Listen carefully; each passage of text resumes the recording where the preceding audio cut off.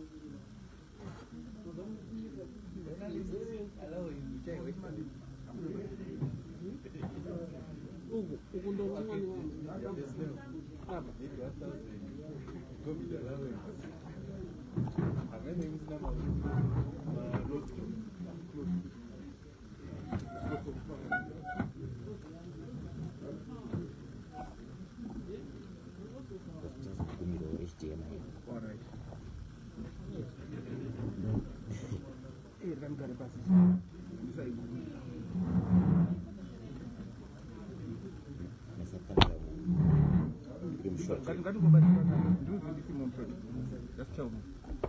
Tell me and you. About him.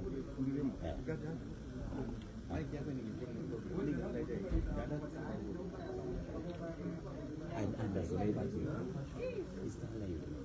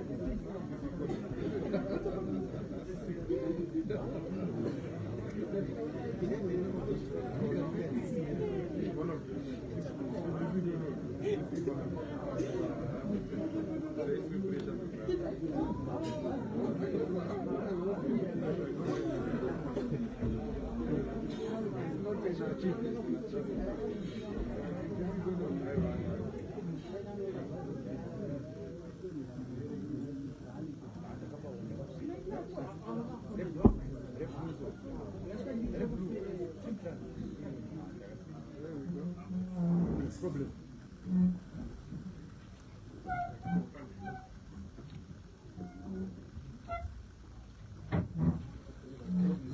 Long place problem. Long place.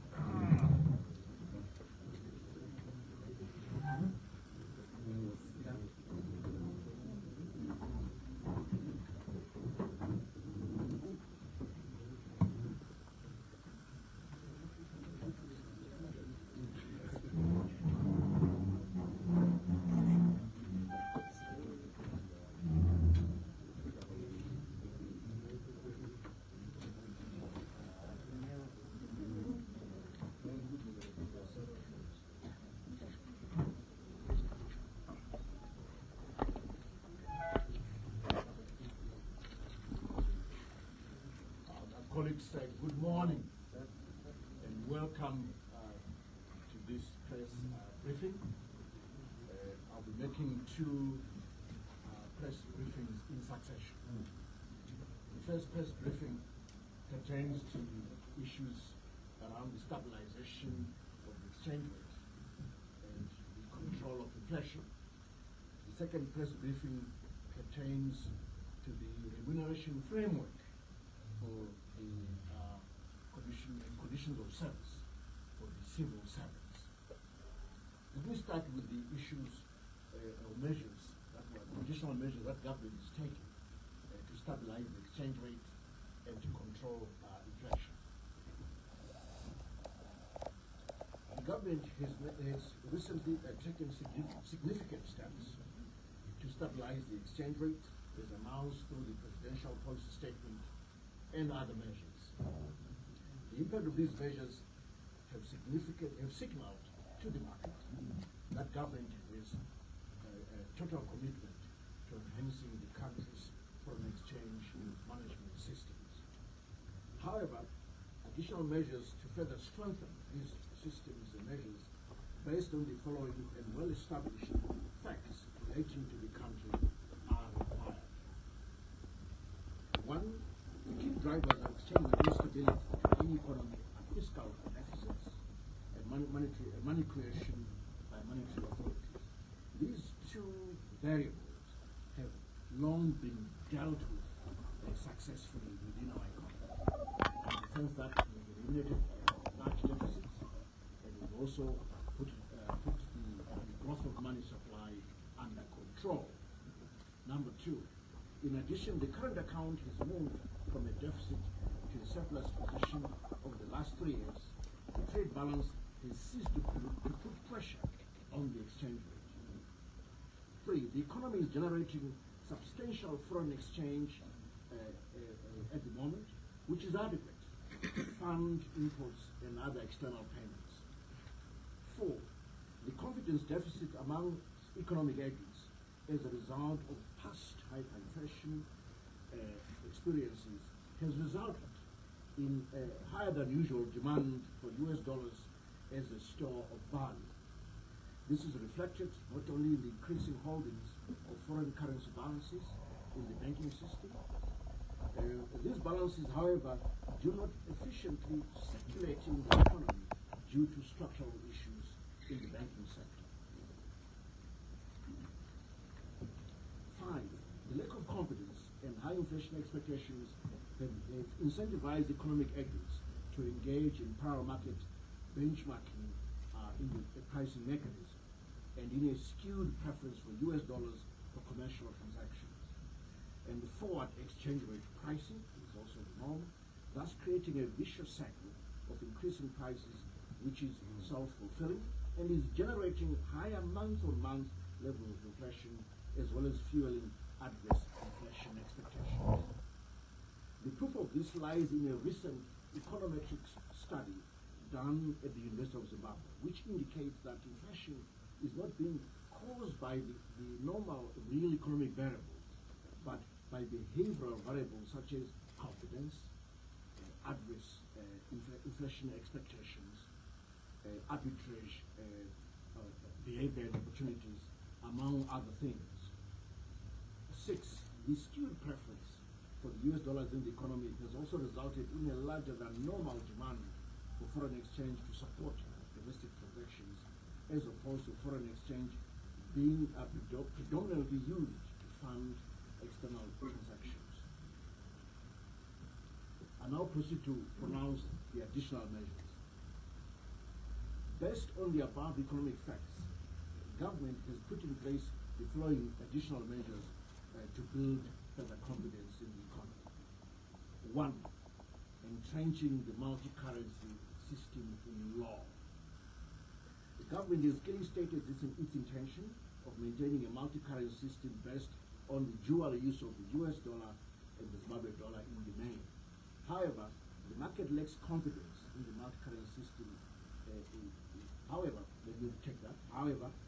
the market's lack of confidence in the multi-currency system is causing us challenges. And I want to assure you that this multi-currency system is here to stay into the foreseeable future.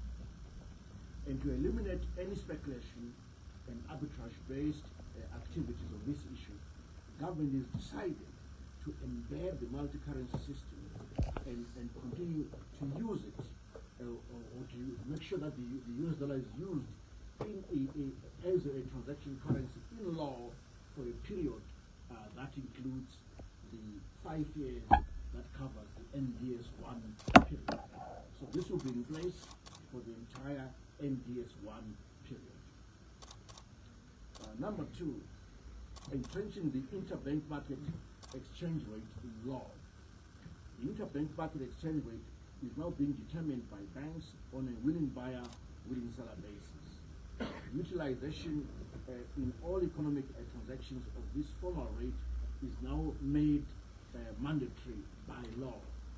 While economic agents are free to price their goods in US dollars or Zimbabwe dollars, there are no price controls, as you know. The equivalence of US dollar price and Zimbabwe dollar prices for commodities should be strictly based on the current interbank exchange rate as determined by the willing buyer, willing seller rate.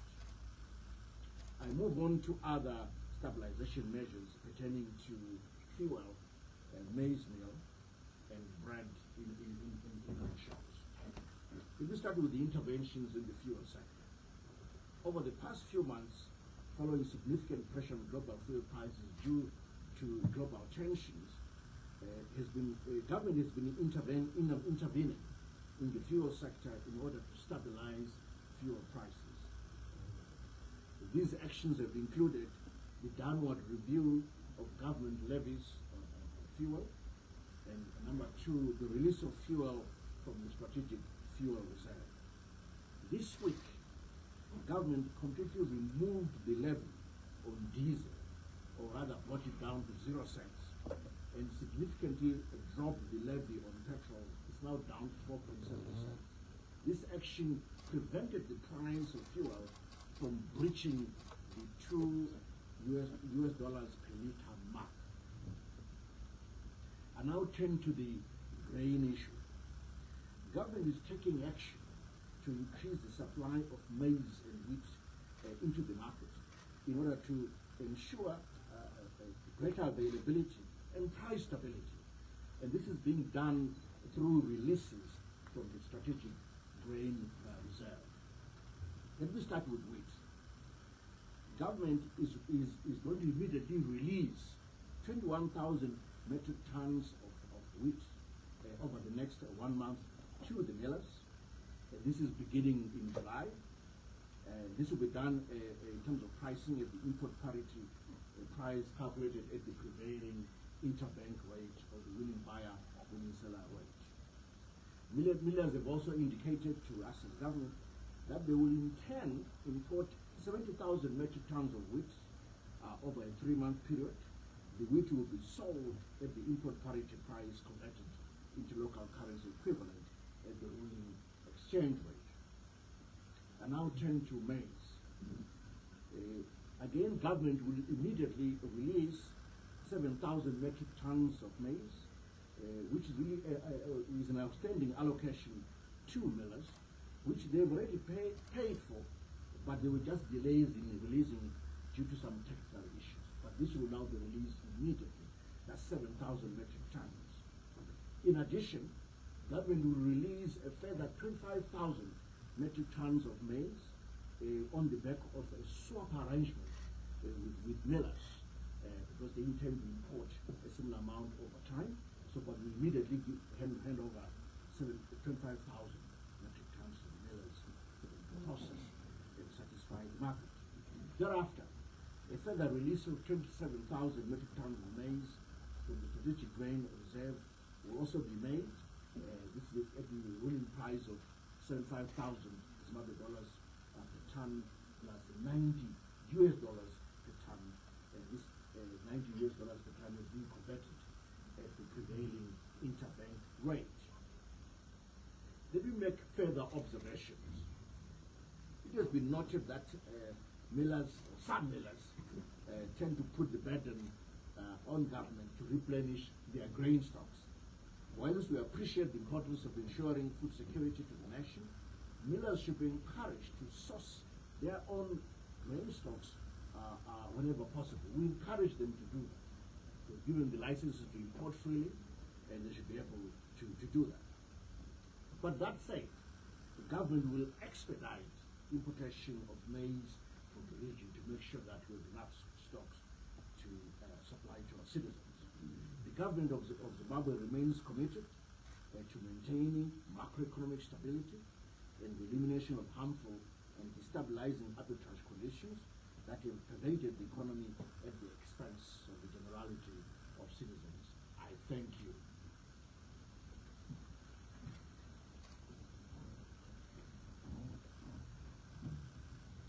Colleagues, thank you for listening to that first statement. I now proceed to give a statement regarding the review of civil servants' salaries, both monetary and non-monetary benefits included. The government of Zimbabwe recognizes and appreciates the tireless work and unwavering commitment to duty by all civil servants across the 3 arms of the state, namely the executive, which is all of government, the legislature, which is parliament, and the judiciary, including grant-aided entities, agencies, and independent commissions. To this end, government has been closely monitoring developments in the macroeconomy with a view to ensuring that exogenous shocks from adverse macroeconomic developments do not seriously erode the purchasing power of civil servants' salaries. As such, government has been reviewing the cash and non-cash benefits, or monetary and non-monetary benefits of civil servants as follows. I'll start with the executive. Just recently, the government announced that civil servants' base salaries have been increased by 100% with effect from 1 July 2022, and that negotiations are continuing through the National Joint Negotiating Committee, NJNC platform, to come up with additional salary measures for all our civil servants. In addition, serving members of the civil service have the following benefits: a housing loan guarantee scheme, that's one; 2, civil service housing loan scheme; 3, there's access to the duty-free importation for single motor vehicle for personal use by any civil servant. I wanted to highlight those 3 non-mandatory benefits. Let me turn specifically to the health sector. With particular regard to the health services sector, government has reviewed with immediate effect upwards the health sector specific allowances in the following areas. 1, we've increased the on-call allowances which apply to doctors and laboratory scientists. 2, we've increased the night duty and standby or call-out allowances which apply to nurses, nurse aides, and general hands in theatre. 3, we've immediately increased the nurse managers' allowances. 4, we've increased the special health equalization factor, which applies to all eligible staff. And then 5, also we've increased the COVID and infectious disease risk allowances. In addition, the government has reviewed the non-monetary benefits for the health sector in the following ways. 1, the provision of institutional housing for health workers, starting with our big centers, namely Harare and Bulawayo, but then proceeding and expanding into the other geographical areas. 2, the provision of housing loan guarantees. 3, provision of efficient transport facilities, starting with our referral or central hospitals, including the 6th hospital at Jerusalem. Addressing deficiencies in the cafeteria system and re-operationalizing this system is also another action that we're taking as government.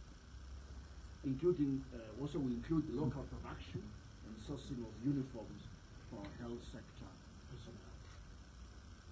So that's what the action we've taken immediately to give relief, but also support to our health sector employees as government. I now turn to the teachers. I talked about the monetary benefits, the 100% increase in salaries beginning 1st of July 2022. In addition, the other benefits, some of them are quasi-monetary, some of them are non-monetary. This is the restoration of the advancement awards. That's the first benefit. The 2, the payment of performance awards which had been withheld due to financial constraints in the past, which have, these have been restored, and these will now be processed with effect from 1st of July 2022. For this purpose, members will now be placed on their correct employment grades. 3, the payment of school fees for up to 3 biological children per teaching family. This benefit applies to teachers, and payment will be made directly to the schools and will be up to a prescribed limit per biological child. Currently, this limit is set at $20,000 per child per term, and Treasury is ready to disperse the required amount for the first term.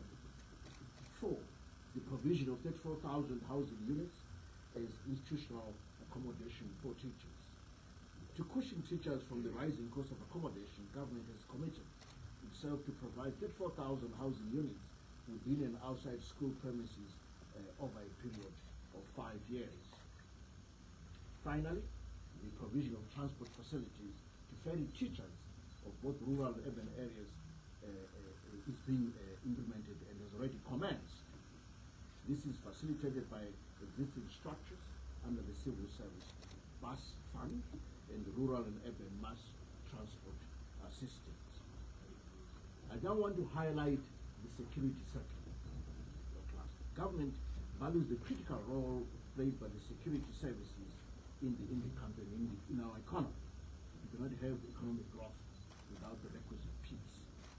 Substantial progress has been made in ensuring competitive remuneration and general improvement in the conditions of service for members of the security sector. I want to highlight the 4 areas where government is trying to make some improvements. 1, government has introduced the military salary concept and its equivalent across the entire security cluster, and that covers various categories of benefits. In addition, the government has accelerated the acquisition of operational vehicles targeting level management within the security cluster. 3, the government is also instituting immediate measures to increase access to institutional housing and transportation for serving members of the security services. 4, the security services sector also has access to housing loan guarantee schemes to enable members to purchase houses in the areas of their choice under the frameworks being finalized by the service commissions and the respective participating financial institutions to this scheme. Let me further highlight the provision of housing loan guarantee schemes for home ownership across the entire civil service. The Public Service Commission is collaborating with the Ministry of National Housing, Social Amenities, Ministry of Local Government and Public Works, and Treasury to work towards the resuscitation of the housing loan guarantee facility for civil servants, under which the government will be the guarantor of housing mortgages applied for by members through the identified networks of banks. Consultations between relevant stakeholders have already begun and have been initiated by the Public Service Commission. I also want to further highlight the payment or continued payment of the $75 COVID-19 allowance. Recognizing the significant risk factors faced by civil servants who are mostly frontline workers, government introduced the $75 per month as a COVID risk allowance. This amount is still payable in foreign currency and will continue to be paid for the foreseeable future. I now turn to the $100 cushioning allowance, which we introduced 3 months ago. Recognizing the inflationary pressures faced by public sector workers in the face of adverse macroeconomic developments and the impact of dual currency pricing, government introduced a $100 per month cushioning allowance payable in foreign currency. This allowance also continues to be paid and will subsist for the foreseeable future. That was basically emoluments, monetary benefits, non-monetary benefits pertaining to the executive arm of the state or all of government. I now turn to the legislature, which is Parliament. Parliamentarians and staff of Parliament, the Parliament of Zimbabwe, have also had various reviews implemented across both salary and non-cash benefits as follows. And this is with immediate effect. 1, salaries have been increased by at least 100% with effect from 1 July 2022. Sitting allowances have also been similarly increased with immediate effect.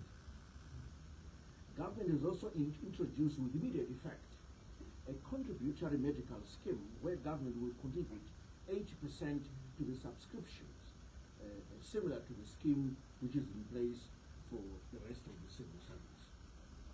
4, government has introduced a duty-free importation allowance for a second motor vehicle for use by parliamentarians in their public service work.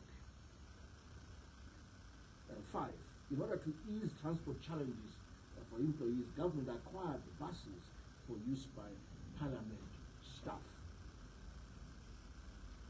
6, in the spirit of leaving no one and no place behind in public engagement, government has recently introduced a constituency visit allowance to improve close relations between elected officials and their constituents and electorate.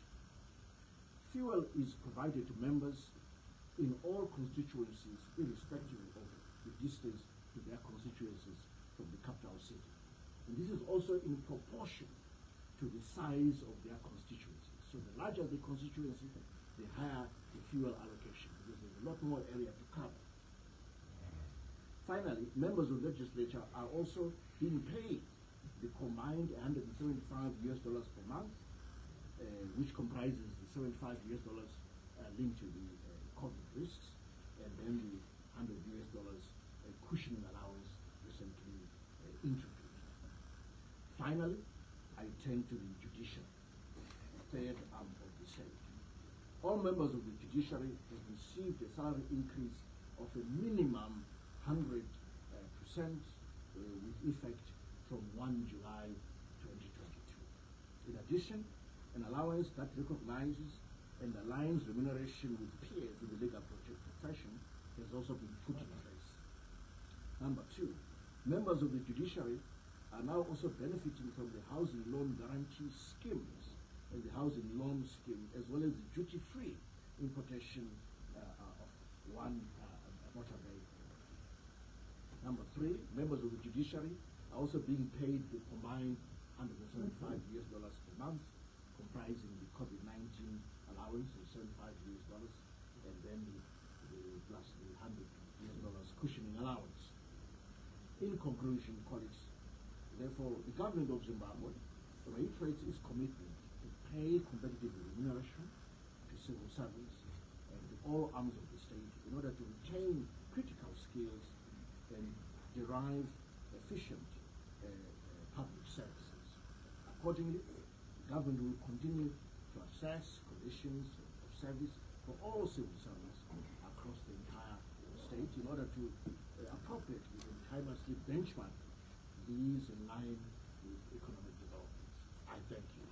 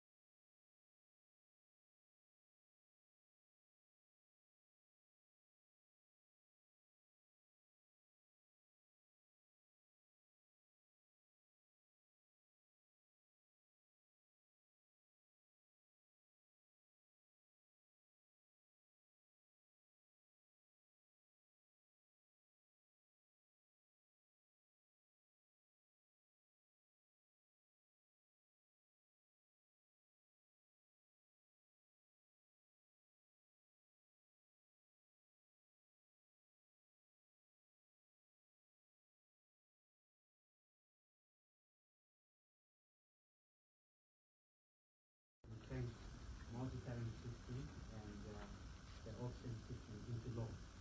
How is this going to be carried out, and is this not retrogressive in the spirit of what has been said to say that you need to buttress the local currency more than promoting the multi-currency system? Let me take three at a time. Thank you, Dr. Mbaki from DJT TV. You speak of restoration of advancement award. This is something you read in February when the $100 was introduced. And when you speak to Apex Council, this is a regardless of Dr. said nothing will suffice. So if you have another talk show where you name things, this will not be implemented. And when you also tell us that you're signing the multi-currency system into law, and yet in your observation,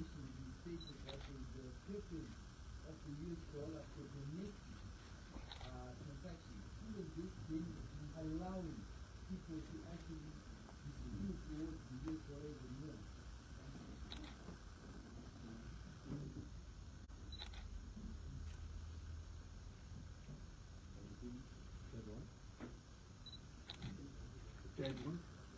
Andy, go ahead. Thank you, Minister. My first question, Minister, is that this raft of schemes or intentions of giving to help existing civil service in Parliament, was this budget before in your previous budget? Or in private, you have to have a supplemental budget on it? You talked about your first preference, looking at stabilization of the exchange rate and inflation. I'm not clear how these measures are going to tackle the inflation of 191%. That you mentioned about it. It doesn't seem like there's anything new in there about inflation rate. And I thought I said a couple of questions, but I think my third question is you talked recently about N0 being under control in terms of an inflation driver, but you also said that board money wasn't. I needed to understand what you meant by that, and also how you're going to get board money under control.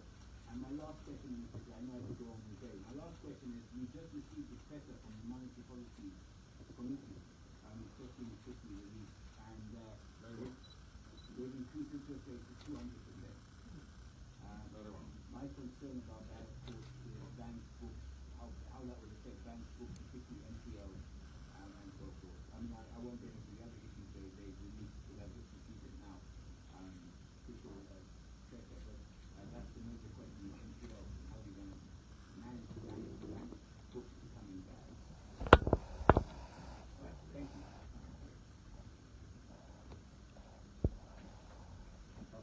Thank you very much. Let me take some of the questions. I'll pass some of them on to the colleagues here up front. The first one pertains to from the German agency. That question was pertaining to what, sir? Okay, remind me. I asked, it has always been said that the local currency is the way to go. You need to buttress the local currency. Now that you are entrenching the multi-currency system into law, that's not retrogressive. So that's the gist of the question.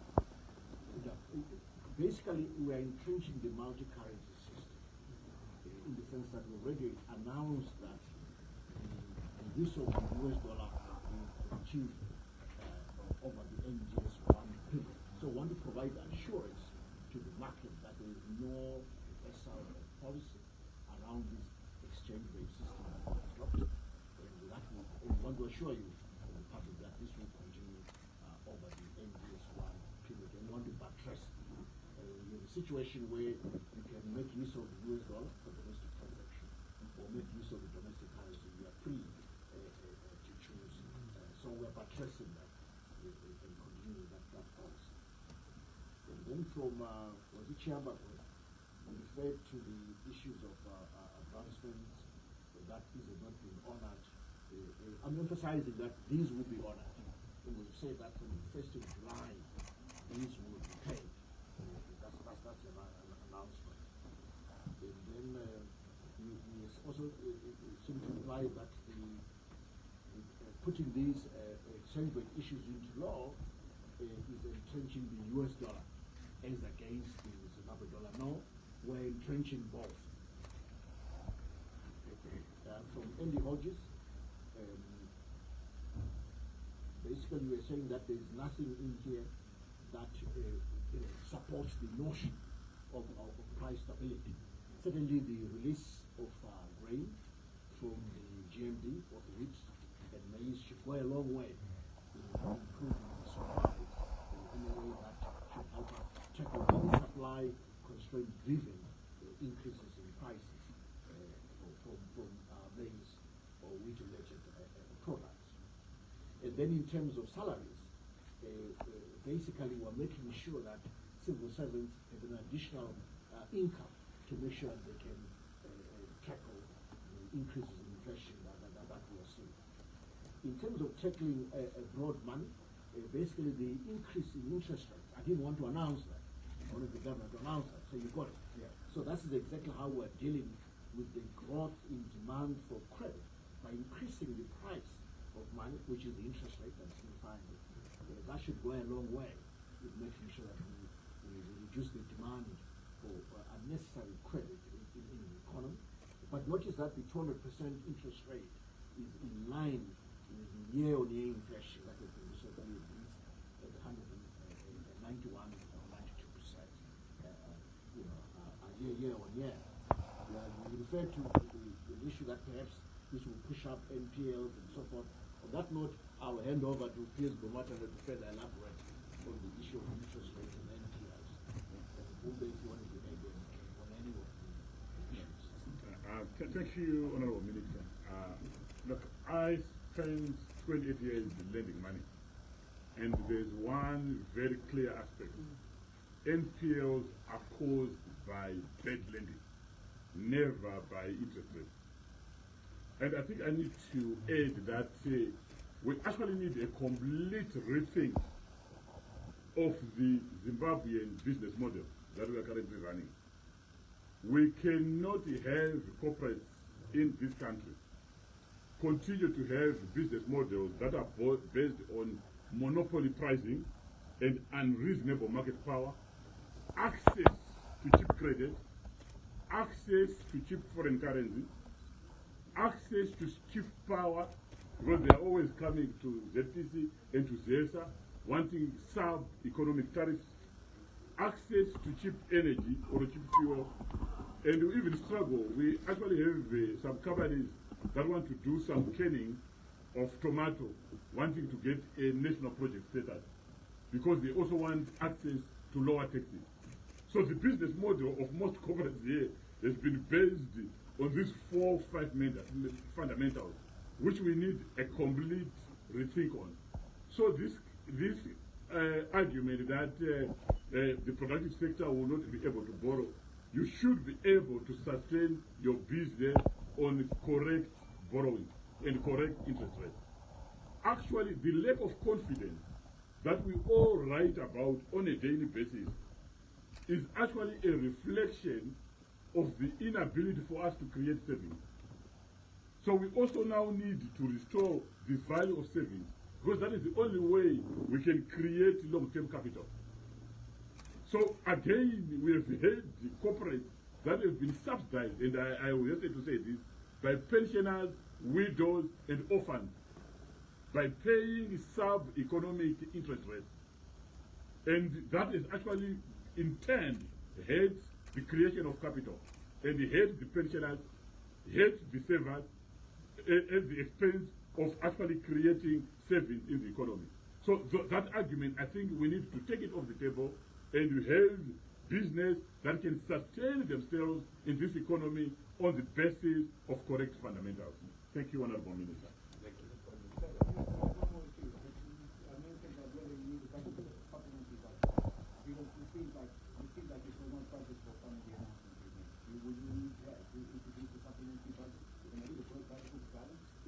So far, in terms of our assessment, these increases are within the current budget. We are still assessing as to whether they need a supplementary budget or not. But remember, a supplementary budget also relies on additional revenues, because we've been living within our means. So we have the revenues first to be able to spend those revenues, and therefore request Parliament to allow us to spend those revenues. So we'll come back to you in due course.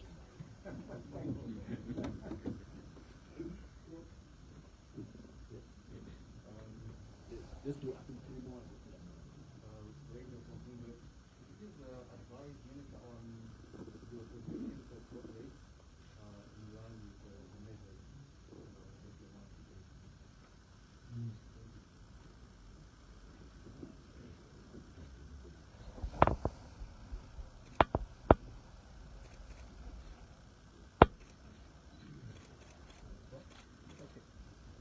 My name is Problem. Okay, from Newsday. My question is to the Minister. You have been talking about surplus and good economic performance, whilst our inflation... In this statement? Okay. Are we in an economic crisis here in Zimbabwe?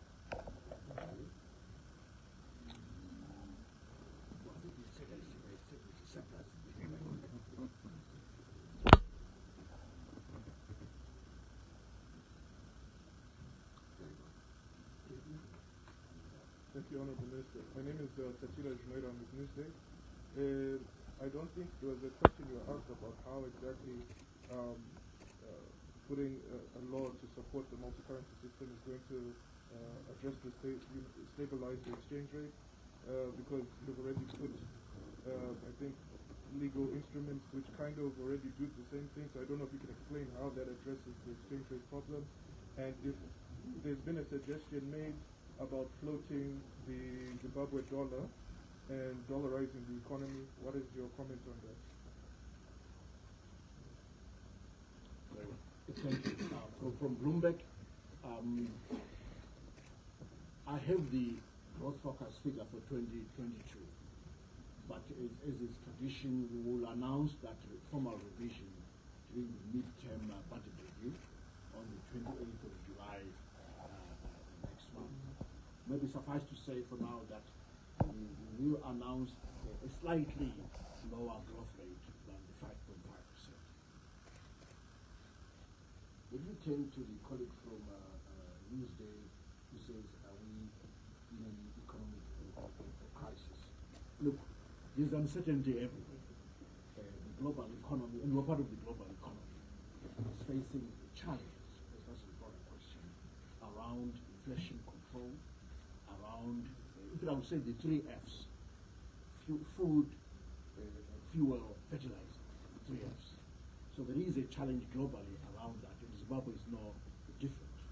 And some of these measures are really designed to tackle those kind of issues. I talk about reducing the fuel levy to deal with the excessive increases in fuel.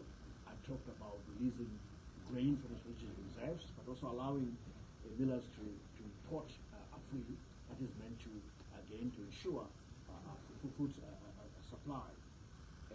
And other measures designed to cushion civil servants to make sure that we can increase their purchasing ability, and measures designed, again, to restore the value of our currency, such as the increase in interest rates. So these are normal policies that any government, takes action on in order to deal with the situation that we face, and that is not unique to Zimbabwe. We check with all the other countries in the region, we see a very similar type of action or actions being taken. And across the world, as we speak, U.S. inflation is on a 40-year high. It was last this high 40 years ago. The same thing applies to the UK, and you hear a similar story around the world. So inflation is a challenge everywhere, and all the governments are doing whatever they can to make sure that we bring this issue under control. And that includes the increase in interest rates, making sure that the real interest rates prevailing in the market. Coming to the colleague from Victoria from Newsday, entrenching the multi-currency law. Again, let me hand over to Matanga or Bombe. I think the current legislative framework was not fully entrenching the use of the US dollar. I think among us, one other thing that you will notice from the statutory instrument we are going to issue later today is that we are also saying that if you are going to go to the bank and borrow in US dollars, you will have to repay in US dollars. Because banks were also very much concerned to lend in US dollars, because they were worried that you could borrow today in US dollars, and 2 years, 3 years from now, you will come and you want to pay in the local currency, thereby affecting their balance sheet. So it's another measure that we are actually entrenching in the legislative framework. We did not have that provided in the previous framework that we have. Coming to the issue of whether we are dollarizing or not, I think the position has not shifted, because if you check on 2 key indicators, one which is the national payment system, and you look at the volume of US dollar transactions versus Zim dollar, you will find that we are still having 70% of the transactions on the national payment system are still in the local currency, our Zim dollar, and only 30% is in US dollars. So there is actually no direct question of whether we should dollarize or not. I think the preference that is there, contrary to popular belief, still indicates that there is a preference for transacting in Zim dollar. It's also even reflected in the revenues of government is the taxes that we collect. We also collect them in exactly the same ratios, where 70% of our taxes are collected in the local currency and only about 30% is in US dollars. So even when we talk about dollarization, it's very clear that we do not have enough US dollars circulating in the economy to cause us to want to dollarize, because the majority of our citizens, the majority of our corporates are largely still trading in the local currency. And again, then to just come back to add on to whether we are in a crisis or not, I think the Honorable Minister was very clear, because I think for the past 6-7 years, the issue was always around fundamentals, address the fundamentals. And these fundamentals, which the minister announced earlier, were the ones where the pressure was coming from to say, address them. And we have addressed them. So now the argument is now shifting to something else. But these are the same fundamentals which everyone was clamoring for, which have been addressed. I would want to add that possibly within the MPC statement that has just been released, the governor should have indicated that for the period ending May 2022, we have had a record inflows for exports at 4.9 billion just up to May, which actually indicates that if we follow the same run rate, we are on course to achieve a record 12 billion of exports. You then ask now the justification for the exchange rate movement that we are seeing against such record exports. There is absolutely no justification. So when we look at those fundamentals, we will argue that we are not in a crisis. We just need to address the behavioral issues that the minister indicated, and these measures, including those announced by the MPC, are meant to do exactly that. Thank you, Honorable Minister. Want to add something? Maybe Honorable Minister, on the crisis issue, I think globally there is a global cost of living crisis, which is arising from the Ukraine-Russian conflict. I think there's no doubt about it that this is also affecting Zimbabwe. And there is been a disruption of global supply chain really also filtering into Zimbabwe, and also the uncertainties in terms of those resumption of these global supply chains. And then the huge increases in freight globally also, we have seen those also impacting heavily in terms of imported inflation. So it's a global uncertainty, and also some of the uncertainties on the recovery post-COVID, where most major companies right now are facing shortages of labor.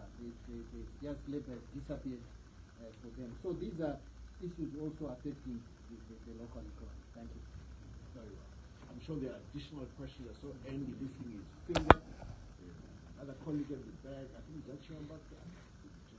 Thank you, Mr. You mentioned wheat and maize, but those are not the only commodities that are driving prices. Like we saw cooking oil, that's importation of soybeans and so on. And it appears that we're focusing on wheat and maize because that's the only reason why, well, that's one factor why prices are rising for Zimbabwe citizens. But what about the other commodities, which are basic commodities in their own right outside of bread and flour? Thank you. The question is on fuel. Citizens continue to ask that why are they being forced to buy blended fuel when there could be a freedom of choice to buy less. Thank you. Jared, what?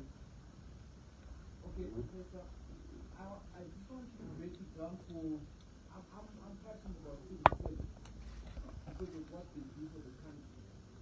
You announced these changes, and now you have a law coming that allows the retailer out there to sell in US dollars. Are we now saying if Andy wants to sell his goods in US dollars, the law does not touch him and say you can start speaking US dollars, or you'll have that rate going up, because the rate, for instance, bread in US dollars is cheaper. You're trying to buy an article. What's the message to civil service who has been looking forward to a salary increment in US dollar terms? Also try to match up with the reality that's going on. What's the message to civil? Can you just address the civil servants who are seeing that negotiating last week by one? You said, I'm not happy with the 100% increment in US dollars, and I want something in US dollars. I think let's deal with these three, then we do another round. On the question of the why focus on wheat and maize only, let me distribute the questions I'll ask. Please go back to respond to that. Look, I think obviously you're very right that there is a common basket of about 11 to 14 basic commodities. But I think within that common basket, I think as government, we actually want to focus more on what we regard as the staple food, and which is the basic food consumed by everyone, with no replacement. You cannot replace maize lightly, and neither can you replace bread. But you asked the question about cooking oil, but there are other alternatives for cooking oil. And we also have even issues, really, with the oil expressors to actually question, to say, throughout the years, and when we were still in the bank, you remember, we had cooking oil being made from sunflower, from groundnuts, from maize, from cotton seed. We actually need to be asking our oil expressors why now we want 90% of that cooking oil to be expressed from soybeans, which we are importing as soya cake, while we could actually support local production of alternative raws that can actually result in us manufacturing that cooking oil. But the concentration on maize and bread is on the basis that these are the key staple foods that are consumed by the ordinary citizen. Okay, but you'll still be right. That's the issue. You may be able to explain the price of bread and wheat, but the other commodity prices may pick up. Not unfortunately.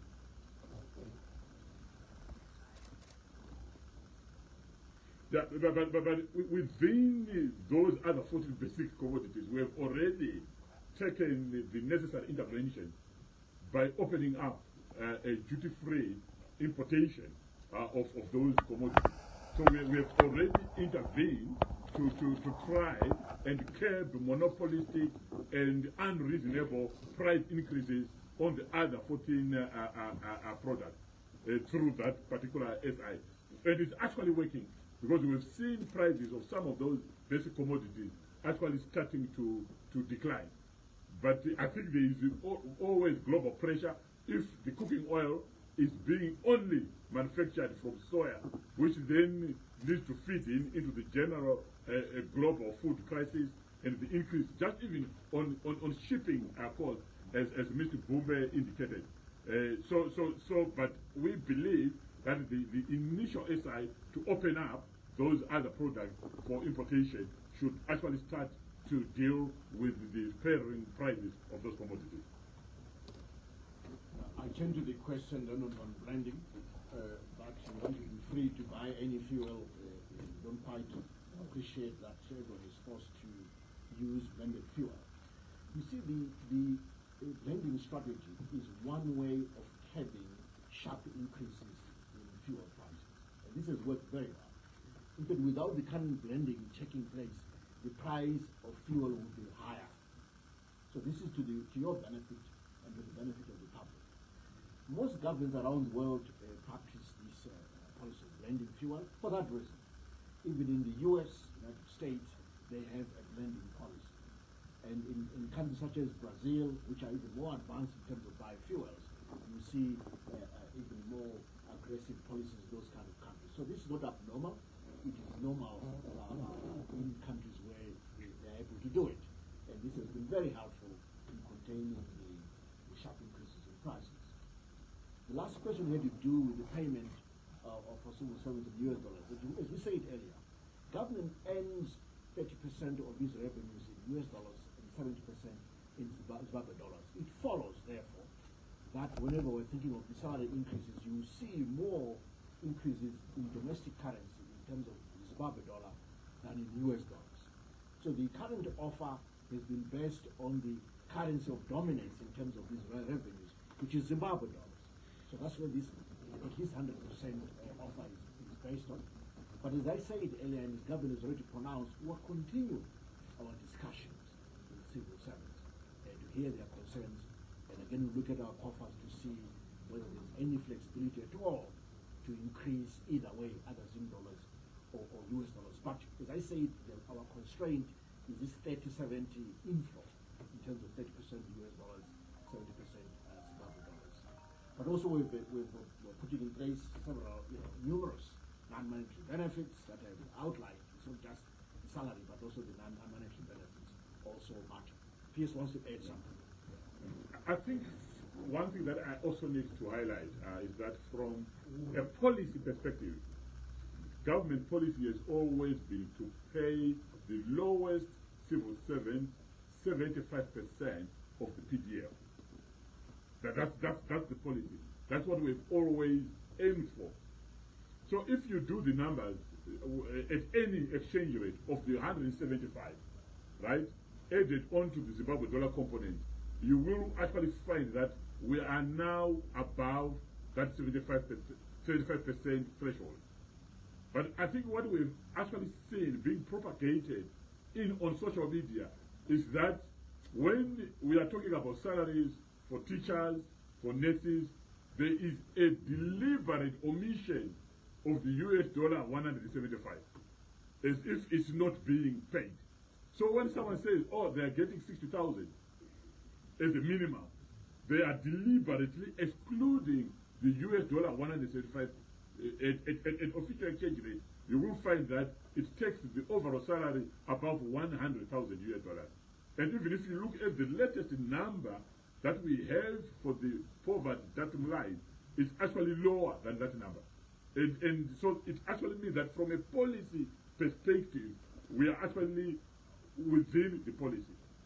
I would also then want to dispel another notion that has always been shared very widely, to say that previously, during the government of national unity, the minimum salary was 450 US dollars. That's also not correct, because 540 US dollars. That's also not correct, because we know that at that particular moment in time, the exchange rate in the market was 1:2.5. So if you actually want to work out the correct US dollar, you have to take that 540 and divide it by 2.5 to get what was the real exchange rate, or the real salary in US dollars. And if you take the 175 US dollars we are currently paying, plus the 60 or so thousand as the minimum salary, we are not even far off from what the civil servants were being paid at that particular date. But we have also conveniently converted that as 1:1. But when we actually know that at that particular moment in time, there was an applicable exchange rate in the market, and the real value was around 200 and something US dollars. It's something that had gone on for long to say they were paid 540. No, it was not 540. It was 540 divided by 2.5, which was the prevailing exchange rate. Thank you. Thank you. Last three questions.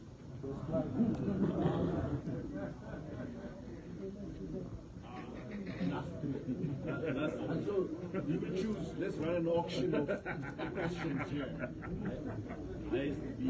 Highest bidder.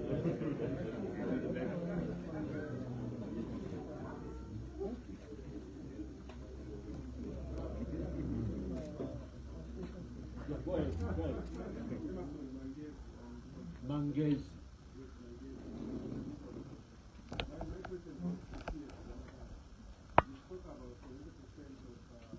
25%.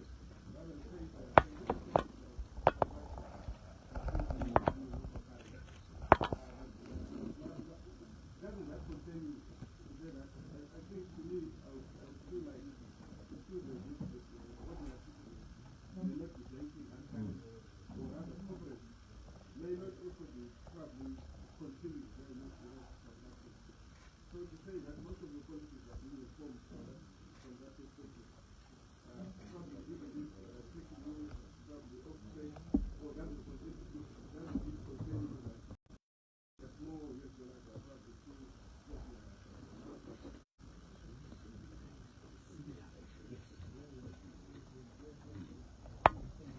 Who's next? Thank you. My name is Chara from Business Sector. Permanent Secretary Dr. Matanda said that our exports for up to May were at 4.9 billion. Given that the surrender requirements for to the Arab Reserve monthly to be around 392 million. I understand there is a lag.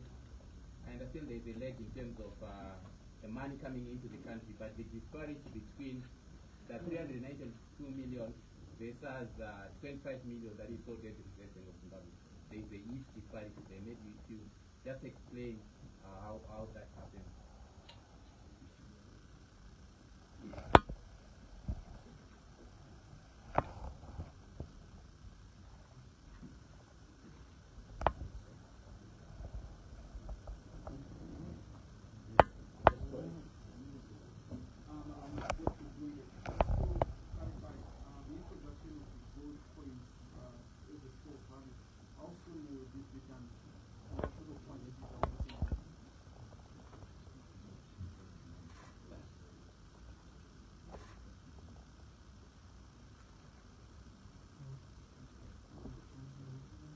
One beginning one professor.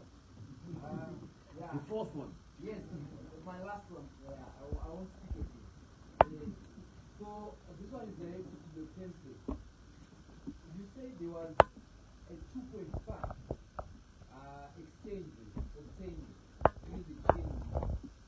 I need clarity because when I have a parent who was a civil servant then going to an ATM and getting green card for 400 depending on the day, and then you say it was 216. If I was in the paper, because yes, when the 2009 when the US dollar came, the salaries were increasing gradually. No one got 250 or any amount as a goal. The salary is low as 100, even in the private sector. We were getting salaries in the region of 100, it increased gradually. But my question is clarify things. Because when we were going to an ATM with card Namdara, my US, I know she got 400 and something. And now we're talking about the exchange rate. I did the math like you say, it's coming down to 216. It wasn't 216, it was 201. Maybe we take a fifth one. What do you think? 1 minute. Yes. Right. My question is on the pricing of cooking oil. We've seen in the shops the price of cooking oil is priced in US dollars, whereas those companies are actually getting the forex from the auction. So can the minister explain why we actually have such kind of preferential pricing in US dollars for certain products? And also, if we are to make an effective pricing range for all the commodities, why don't we have sort of recommended retail pricing in US dollar, and there is a recommended retail price for the $3 equivalent, so that at least there is no kind of advantage that is being taken by retailers to the clients. Thank you. 4 questions. First one is that's Manges, right? I think that's we talked about the 70-30 splitting transactions, and the whole view is that it's still not really meaning that our citizens are not banking their US dollars. So I would direct that to the PS. I think the only other missing aspect of those ratios that I didn't indicate is on the bank deposits. Because even the deposits in the bank also reflect that 70-30 split. So when you have the deposit in the bank, reflect reflecting 70-30 split, the revenues reflecting the 70-30 split, and the payments also reflecting the 70-30 split. I think it's a clear indication. Yes, there will be some elements of non-banking or of funds circulating outside the formal system. That has always been the case in Zimbabwe, even when we had a mono-currency system.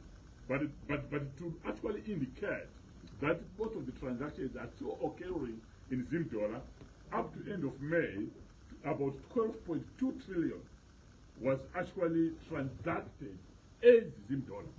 So we are still seeing that huge preference for Zim dollar.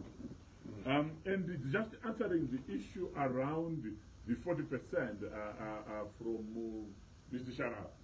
I think I've just been corrected to say that the 4.9 billion is actually total foreign currency inflows. It's not all, it's cumulative. And it's all foreign currency inflows.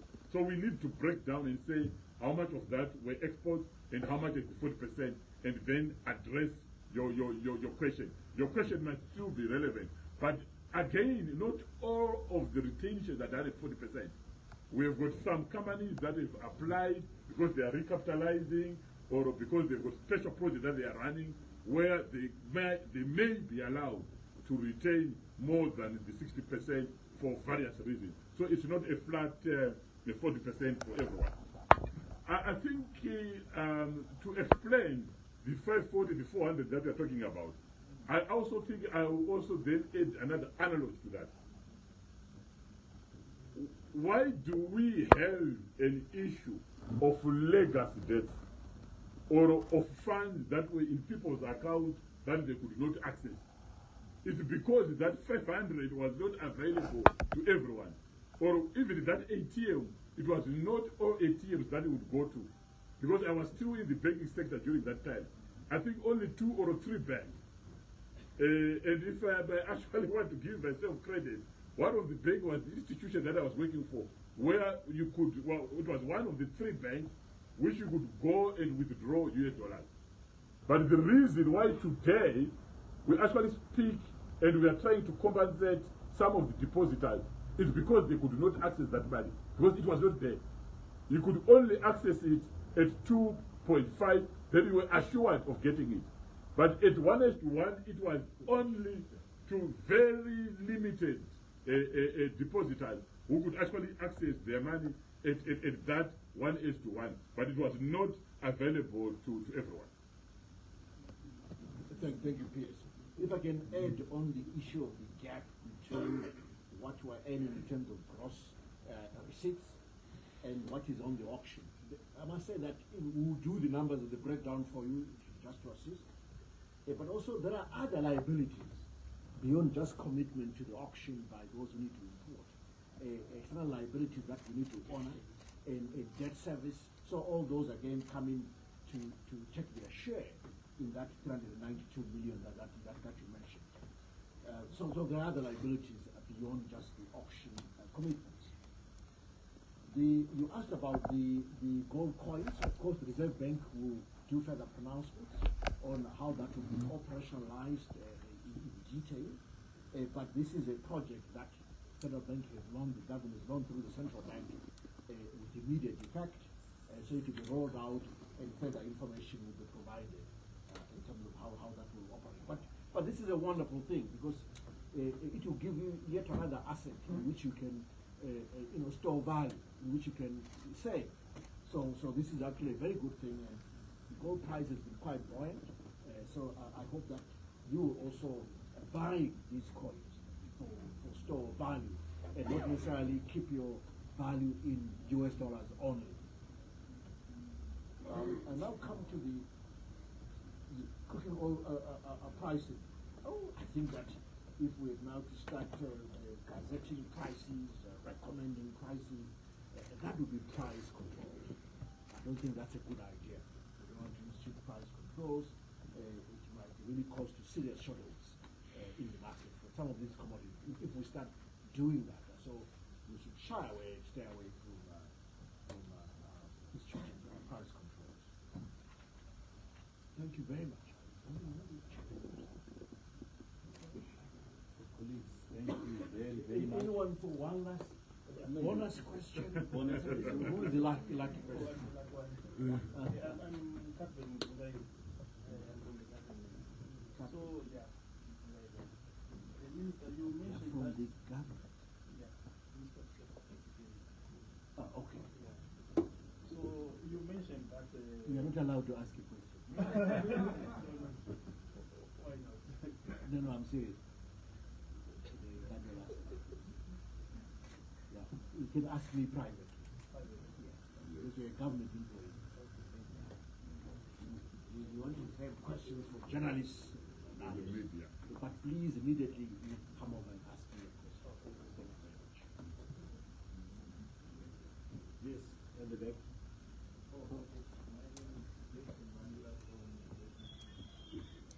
My question is respect to the stability, macroeconomic stability. I understand that the foreign currency, the appetite for foreign currency by economic agents to do with the need for bring in raw materials, as well as pursue the need for to store value. But I understand that the government, what is the position with regards to the appetite that government has for foreign currency? It has also been triggered in the future cycle that we are saying about the need of the government to continue demanding foreign currency. So I want to know in that period that you stated that the most currency will continue to be in place through the NBS1.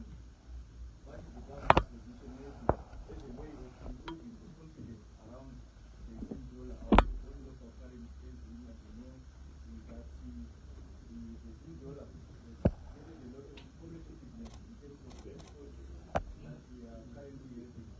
So I want to know the roadmap of the government maybe to support fully the usage of the local currency by maybe minimizing its appetite also on the foreign currency.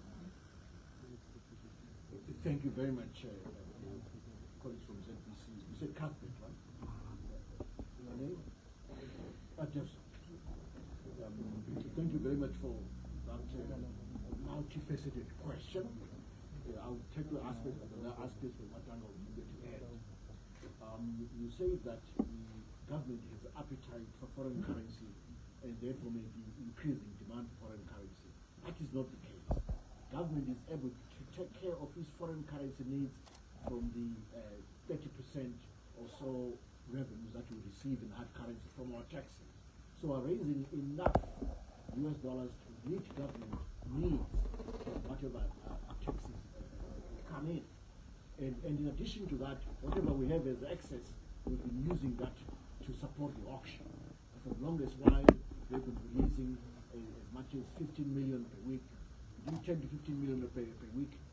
Of course, it varies depending on our capacity, but it's the exact opposite. We do not source money from the auction at all as government. But then we've also done more. We've made sure that those that we pay in local currency are also, managed a little bit in terms of, bunching the payments, but also splitting their payments, especially the contractors, splitting their payments, half in hard currency, half in local currency, to make sure that we limit the amount that they may use to approach the power market, and therefore push up the exchange rate. So we're managing all of that, but government is not sourcing money from the auction market at all. Maybe PS, you should add something. Yeah, no, I think you've covered, Honorable Minister, very, very well, that we do not go into the market to seek foreign currency. We've actually been suppliers of foreign currency into the market by paying some of the contractors and some of our requirements directly in foreign currency, and also, as the Minister has indicated, supporting the auction. So we have been providing, as government, the corporates with this world, as I indicated earlier, with very cheap forex for a very long period of time as government. So we are not the ones that have created excessive demand of foreign currency on the market. It's definitely not government. But just also to reiterate, to say, one of the major issues of confidence in the dollar has been the issue of actually holding there's a store of value. And that's why the monetary policy statement has now addressed that by ensuring that for the first time in a very long period, that we have interest rate that speaks to inflation. And that should actually allow anyone who wants to invest, anyone who wants to save, a decent return of their money in Zim dollars. There is absolutely no need now to get Zim dollars and want to rush to spend it, because you actually be losing value. There will be good value in retaining it, because in our discussion as we were aligning our policy with the central bank, they also indicated that they will also be reviewing the deposit rate so that they are commensurate with the other side of the balance sheet. Because in the past we've only concentrated on the lending rate without ensuring that depositors also get a fair return for their money. This monetary policy statement and the measures we are taking on the fiscal side are now meant to address that key economic fundamental. Thank you for my time. Bumbo, do you have any additional comments? Honorable Minister, sorry, there was a question which was asked earlier, which I don't think you addressed, about once this law comes into effect on, putting the multi-currency usage of US dollar and Zim dollar, once it comes into effect, does this effectively mean that businesses, retailers will be able now to charge in US dollars if they want to do that? They are already doing that. They are already doing that. And we last in the shops. But what it does, this engenders a much stronger sense of certainty about our currency regime. That the use of the dual currency or multi-currency, more legalistically, is here to stay, at least for the period of the NDS1 period. It's just to engender a sense of certainty and no policy, possibility of policy adversity. Thank you, Honorable Minister. Thank you, PS. Thank you, PS. Colleagues, thank you very much. We will be releasing the official statement very shortly, in the next 10 minutes, so you all have access to the Minister's presentation. Those of you who don't know where to find it, can inbox me, and I'll send them direct. It will be out there in the field. Thank you very much.